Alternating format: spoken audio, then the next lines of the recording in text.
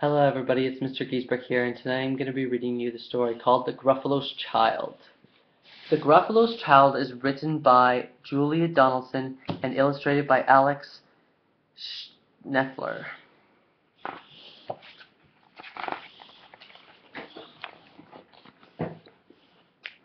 The Gruffalo said that no Gruffalo should ever set foot in the deep, dark wood. Why not? Why not? Because if you do, the big bad mouse will be after you. I met him once, said the Gruffalo. I met him a long, long time ago. What does he look like? Tell us, Dad. Is he terribly big and terribly bad?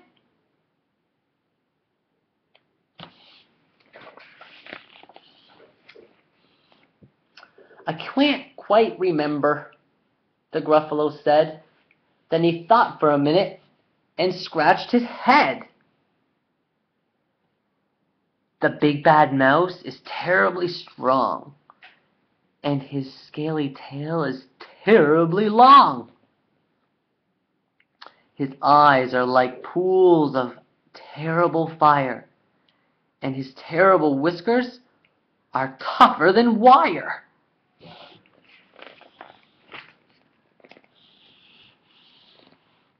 One snowy night, when the Gruffalo snored, the Gruffalo's child was feeling bored.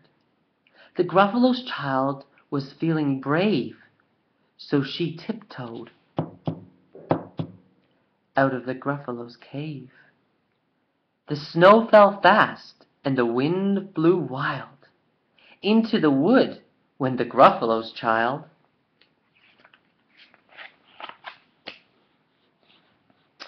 Ah, oh, a trail in the snow. Whose is this trail, and where does it go? A tail poked out of a log pile house. Could this be the tail of the big bad mouse?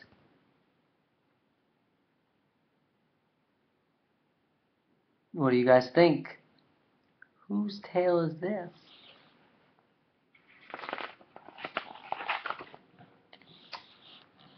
Out slid the creature. His eyes were small, and he didn't have whiskers. No, none at all. You're not the mouse. No, not I, said the snake. He's down by the lake, eating Gruffalo's cake. The snow fell fast, and the wind blew wild. I'm not scared, said the Gruffalo's child.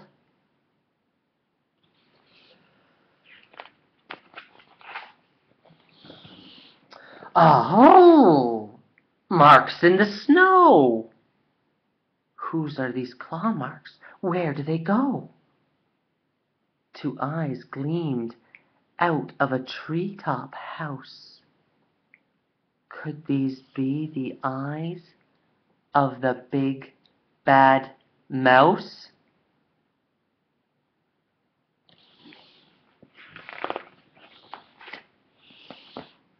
Down flew the creature. His tail was short, and he didn't have whiskers of any sort. You're not the mouse.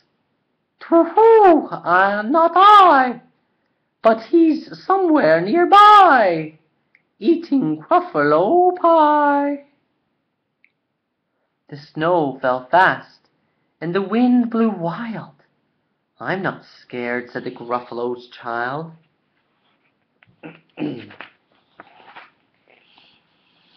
Aha! Oh! A track's in the snow. Whose is this track, and where does it go? Whiskers at last, in an underground house. Could this be the home of the big bad mouse?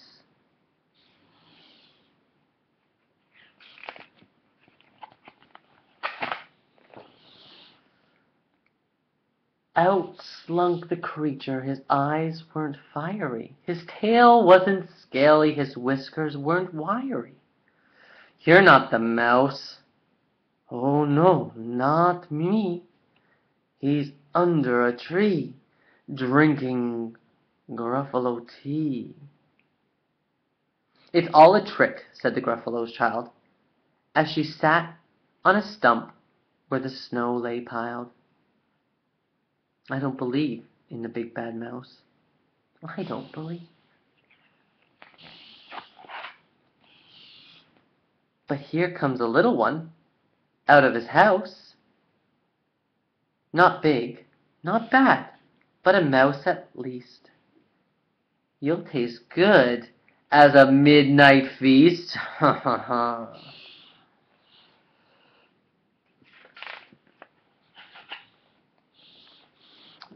Wait, said the mouse, before you eat. There's a friend of mine that you ought to meet. If you let me hop onto the hazel twig, I'll beckon my friend, so bad and big. The Gruffalo child unclenched his fist. The big bad mouse, so he does exist? The mouse hopped onto the hazel tree. He beckoned, then said, just wait and see.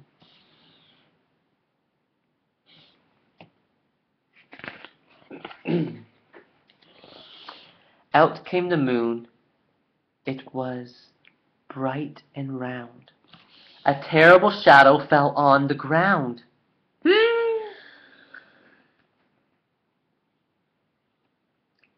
Who is this creature so big, so bad, and strong?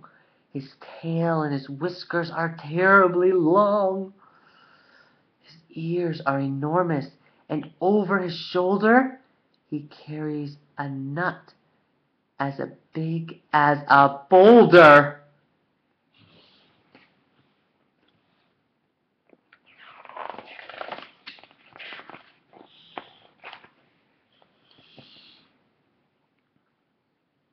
The big bad mouse yelled. The Gruffalo's child, the big bad mouse! The mouse jumped down from the twig and smiled. Ah ho, prints in the snow. Whose are these footprints, and where do they go?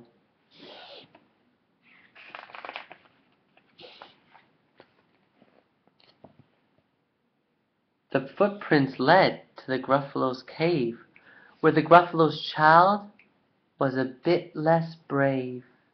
The Gruffalo's child was a bit less bored.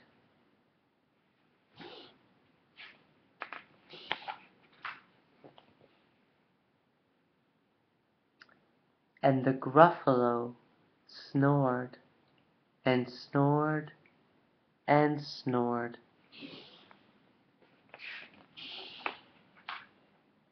The end. I hope you enjoyed tonight's story. Look forward to seeing you tomorrow. Bye.